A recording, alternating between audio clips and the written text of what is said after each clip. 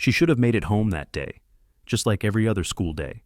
A backpack slung over one shoulder, her mind probably on homework, friends, or what she'd have for dinner.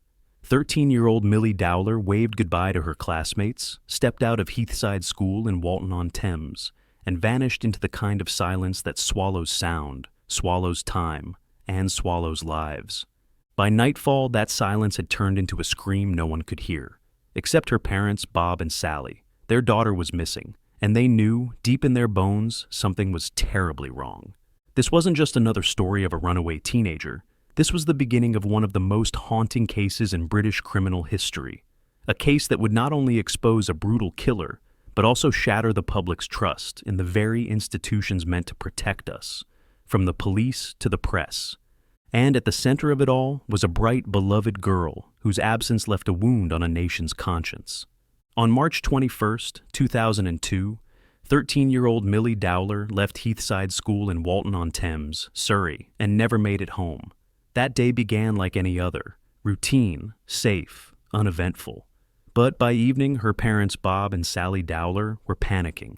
Milly had called her father from a payphone to say she was heading home. Hours later, she was still missing.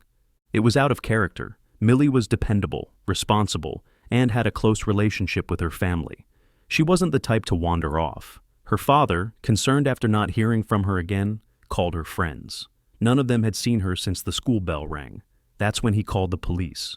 At first, it was treated like a routine missing teenager case. Police checked bus routes, parks, shopping centers.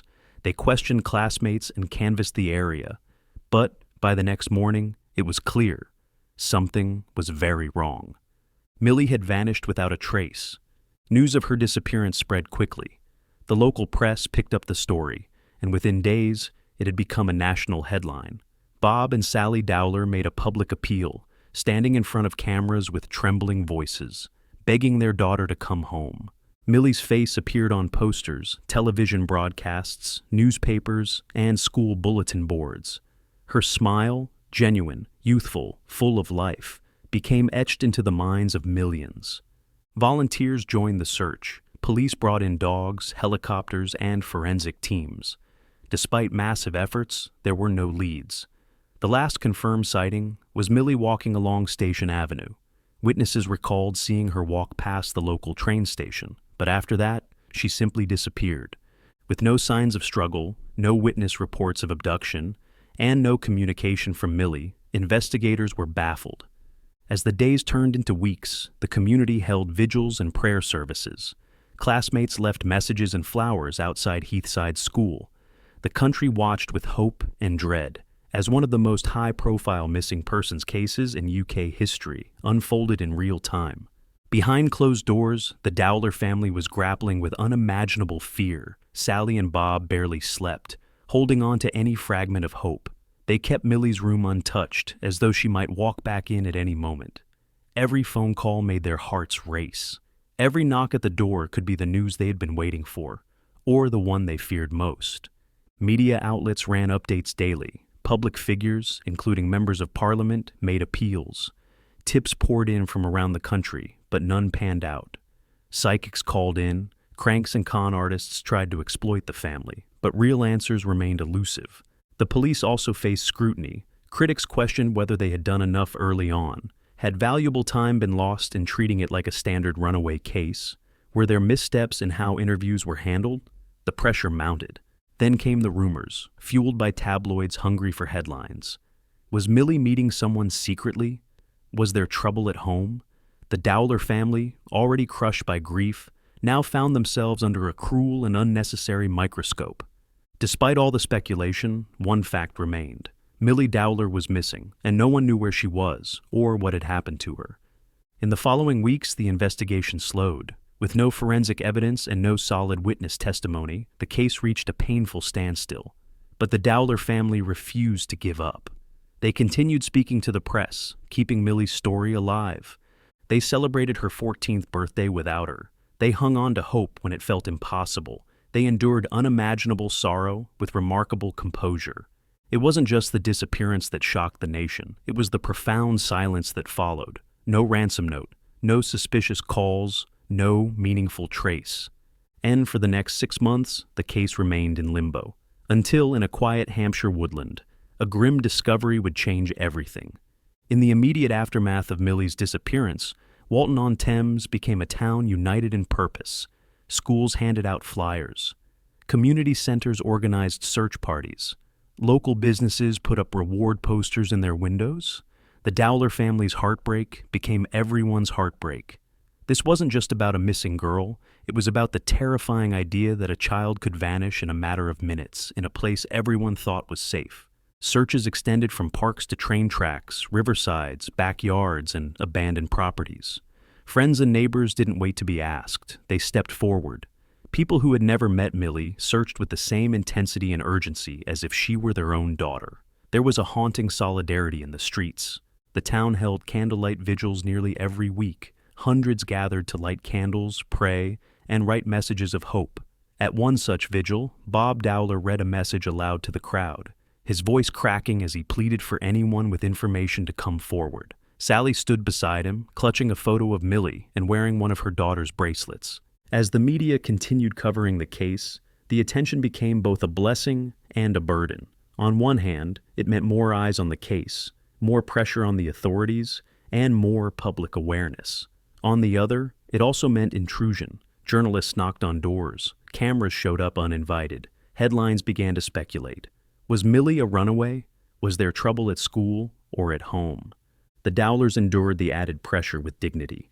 Every interview, every public plea, they delivered with the kind of composure that earned admiration and compassion from the nation. Meanwhile, Surrey police dedicated increasing resources to the case. A dedicated incident room was set up, staffed by detectives working around the clock. The investigation became one of the largest operations the force had handled. Hundreds of tips were reviewed, calls traced, buses and train station CCTV footage analyzed. But nothing brought them closer to Millie. Even with every resource, every tool at their disposal, the question remained heartbreakingly simple. How could a child disappear in broad daylight, in a quiet English suburb, and leave no trace? 6 weeks after her disappearance, a £100,000 reward was announced for any information leading to Millie's safe return. Crime Stoppers, the charity organization, coordinated anonymous tip lines. Yet still, no answers. As spring turned into summer, hope dimmed, but it never fully faded. The Dowler family's resilience held the town together. Their pain was public, their grief constant, but their determination became a beacon. Walton-on-Thames had become more than a town in mourning. It had become a town in defiance, a town refusing to let a little girl be forgotten. The seasons had changed. Summer turned to autumn. Millie's face, once fresh in every window and pinned to every lamppost, had started to fade and weather in the rain. The flyers were still up, but the calls were fewer. Leads had dried up. The press had moved on.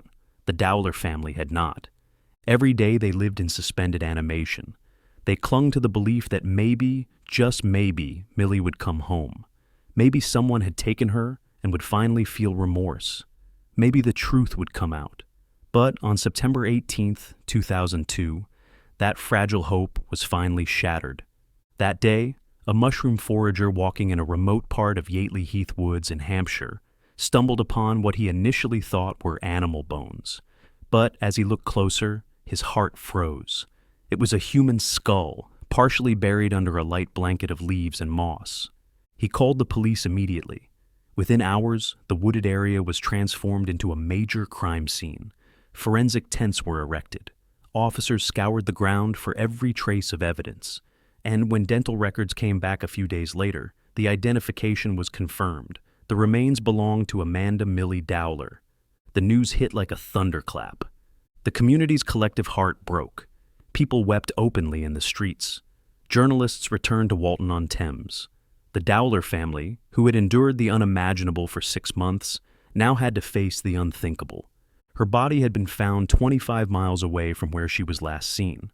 The location was secluded, difficult to reach. Investigators believed her killer had specifically chosen it to avoid detection. The forest had kept it secret for half a year. The condition of the remains made it difficult to determine exactly how Millie had died. There was little forensic evidence, no clear cause of death, and very few answers. Her killer had left no calling card, only silence. Still, the discovery was a turning point. The investigation changed gears, officially shifting from a missing persons inquiry to a murder case. And while closure had come in one cruel form, justice was still nowhere in sight. Millie's funeral was held privately, attended by family, close friends, and a grieving community. At her school, students tied yellow ribbons around trees and sang songs in her memory. She was gone, but she was not forgotten. And yet, in the shadows, her killer remained free. Years passed, and for a long time, the investigation into Milly Dowler's murder remained cold. The case files grew thicker, but no suspect was arrested. Leads fizzled out. The police had conducted extensive interviews, scoured the countryside, and re-examined forensic evidence multiple times, but they still had no clear idea who had taken Millie. That changed in 2008. A man named Levi Bellfield, already behind bars for 2 separate murders, became a person of interest. Bellfield had been convicted of killing Marcia McDonnell and Amélie Delagrange, 2 young women attacked while walking home at night in West London. Both murders bore the hallmarks of predatory, calculated violence. Investigators now suspected that Bellfield could be responsible for more. What made Bellfield stand out was his proximity to the last place Millie was seen alive. At the time of her disappearance, Bellfield had lived just yards away from the route Millie took home. His vehicle, a red Daewoo Nexia, had been seen in the area that day. His alibi was flimsy. He had refused to cooperate with previous interviews. And now, new information placed him squarely back in the frame. Witnesses began coming forward. One woman reported seeing Bellfield watching Millie from his van just days before she vanished. Another neighbor recalled hearing a loud bang coming from his garage that same afternoon. When police revisited the area, they realized Bellfield's home backed directly onto the path Millie had taken. The evidence against Bellfield was largely circumstantial, but it was compelling. Police built a timeline, linking his movements with the disappearance. They examined his phone records, retraced his steps, and brought in behavioral experts. Everything pointed to one conclusion. Levi Bellfield was not only capable of abducting and killing Milly Dowler, he had the means and the opportunity. In 2010, Bellfield was officially charged with the abduction and murder of Milly Dowler. The charges reignited public interest in the case. Media coverage surged once more. The Dowler family braced themselves for the emotional ordeal of a public trial. In May 2011, the trial began at the Old Bailey. Prosecutors argued that Bellfield had abducted Millie in broad daylight, driven her to a remote location, and murdered her before dumping her body in Hampshire woods.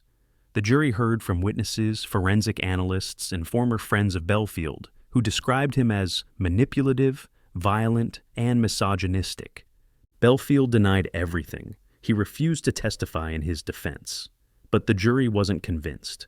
In June 2011, Levi Bellfield was found guilty of the abduction and murder of Milly Dowler. He was sentenced to a whole life order, meaning he would spend the rest of his life behind bars, with no possibility of parole. The courtroom was silent as the verdict was read. Bob and Sally Dowler, seated together on the front bench, held hands tightly.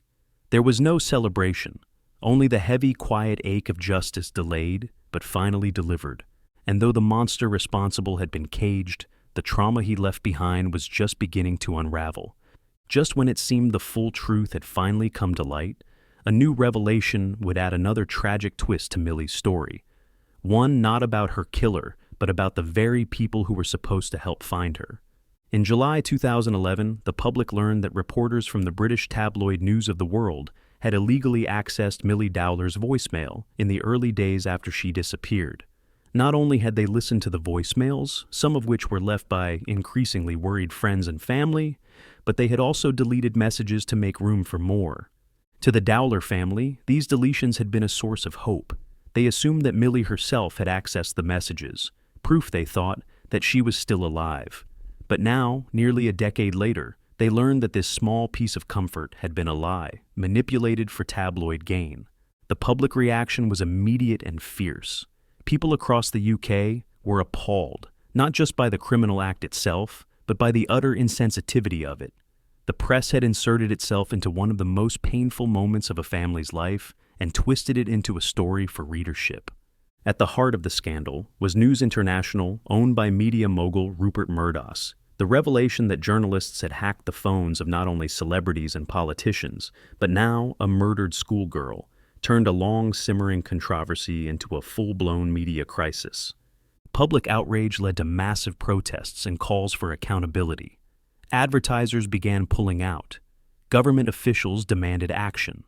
And within days, News of the World, a paper with over 160 years of history, was shut down. Murdoch and senior executives were summoned to appear before Parliament. The scandal grew to encompass dozens of cases of illegal phone hacking. Millie's case was simply the most appalling. For the Dowler family, the revelation was another wound, one they never saw coming. They had lived for years with the belief that Millie may have accessed her voicemail, that she had lived for at least a short while longer. Now they were told that hope had been false all along. In interviews following the revelation, Sally Dowler spoke of the pain of having that belief ripped away. "It made us think Millie was still alive," she said. "When we heard she was still deleting messages, we just felt she was still alive." The public stood firmly behind the Dowler family. Their pain became a rallying cry for press reform and ethical journalism. But it would not stop there. The scandal would trigger a government inquiry, one that would dig deep into the heart of British media, and change it forever. The phone hacking scandal, involving Milly Dowler's voicemail, didn't just end with public outrage and the closure of News of the World. It pushed the British government into launching one of the most far-reaching inquiries into the press in modern UK history. The Leveson Inquiry. Announced in July 2011 by then Prime Minister David Cameron, the Leveson Inquiry aimed to investigate the culture, practices, and ethics of the British press. The focus was no longer only on tabloid journalism. It now extended into the very relationship between journalists, police, and politicians. When Bob and Sally Dowler were called to testify, they did so with trembling voices and unflinching honesty. Before the eyes of the nation, they recounted the unbearable cruelty of believing their daughter was still alive, only to learn that this hope had been manufactured by a reporter's criminal act. Sally described how she would rush to check Millie's phone, thinking her daughter was alive, and clearing her voicemail. Bob shared the emotional toll that false hope had taken on the family's already fragile state. Their testimony left many in the room, in tears, and the country seething. The Dowlers' account became one of the most powerful and memorable moments of the entire inquiry. It stripped away any defense of press freedom and exposed what could happen when that freedom turned into exploitation. In the months that followed, the Leveson Inquiry examined not only News International, but also the widespread collusion between journalists and law enforcement. Evidence surfaced of journalists bribing police for tips, of public officials turning a blind eye in exchange for favorable coverage, and of systemic failures to protect citizens from media intrusion. It became clear that Millie's case was not an isolated incident, but rather the most tragic example of a pattern of abuse. The inquiry ultimately recommended a new, independent regulatory body to oversee the press, free from political influence and media interference. While these recommendations were controversial and met with resistance from parts of the press, they marked a crucial turning point.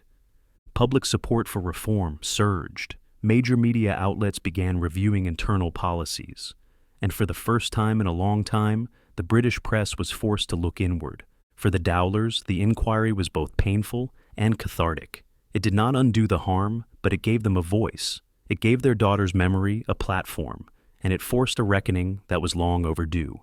Their courage helped spark a movement for justice, not just in their own case, but for every victim of media overreach who had ever been silenced or ignored. Bob and Sally Dowler were never people who sought the spotlight. They were private, quiet, and ordinary parents thrust into a nightmare that unfolded under the most public of lenses. But when faced with loss, grief, and betrayal, not just by a killer, but by the media, they chose to fight back. After the revelations of phone hacking came to light and the Leveson Inquiry began to make waves, the Dowlers took legal action against News International, the parent company of the now-defunct News of the World. They were determined not only to seek justice for Millie, but to ensure accountability for the people and institutions that had compounded their suffering. In September 2011, News International settled with the Dowler family out of court. The settlement included a £2 million personal payment to the Dowlers, plus an additional £1 million donation to charities selected by the family. Rupert Murdoch, chairman and CEO of News Corporation, also met with the family and issued a personal apology. It was one of the most significant settlements in British media history. But for Bob and Sally, no amount of money could compensate for what they had endured. They accepted the settlement not for closure, but as a public marker, a declaration that what had happened to their daughter and to their family was unacceptable. In the months that followed, the Dowlers channeled their energy into advocacy. They became powerful voices for victims of media intrusion and for families affected by violent crime.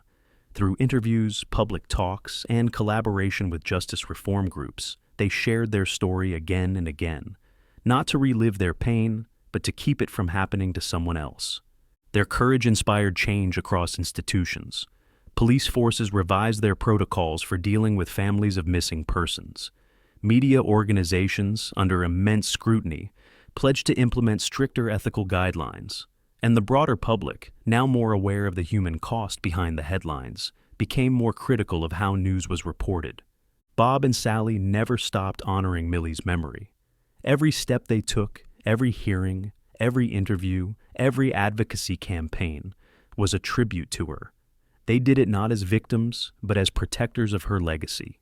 They refused to let her be defined solely by how she died. Their fight wasn't about revenge. It was about responsibility. It was about ensuring that no other family would ever have to endure the same anguish without answers and without dignity. And in that fight, they became more than grieving parents. They became advocates, reformers, and symbols of quiet, resolute strength. More than 2 decades after Milly Dowler's murder, her name continues to resonate far beyond the streets of Walton-on-Thames.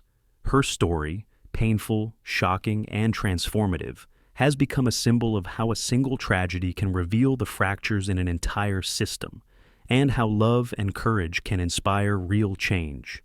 Millie's case catalyzed reform in multiple sectors. In law enforcement, it led to a re-evaluation of how missing persons cases are handled, especially when the victim is a child.